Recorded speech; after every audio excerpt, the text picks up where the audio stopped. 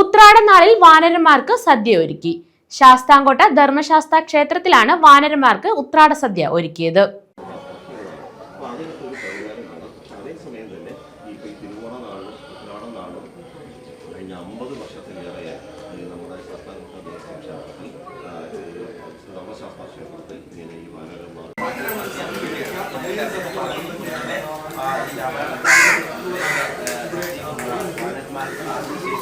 ശാസ്താംകോട്ട ധർമ്മശാസ്ത്ര ക്ഷേത്രത്തിലാണ് ഉത്രാടം നാളിൽ വാനരന്മാർക്ക് സദ്യ നൽകിയത്.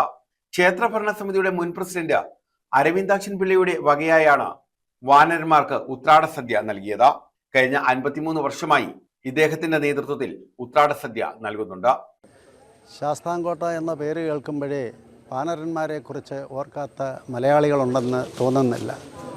ഭഗവാൻ ശ്രീരാമൻ്റെ കാലഘട്ടം തൊട്ട് ഇവിടത്തെ അന്തേവാസികളായിട്ടുള്ള ഒരു വിഭാഗം വാനരന്മാരാണ് ശാസ്താംകോട്ടയിലുള്ളത്. ഇവർക്ക് യഥാർത്ഥത്തിൽ കുറേ കാലം മുമ്പ് ഭക്ഷണത്തിന് ക്ഷാമം ഉണ്ടായിരുന്ന അവസരത്തിൽ അന്ന് ഒരു 53 വർഷങ്ങൾക്ക് മുമ്പാണ് ഞാൻ ഈ ഒരു ഉത്രാട സദ്യയ്ക്ക് ആലോചിക്കുന്നതും അവർക്ക് ഭക്ഷണം കൊടുത്തു വരുന്നതും.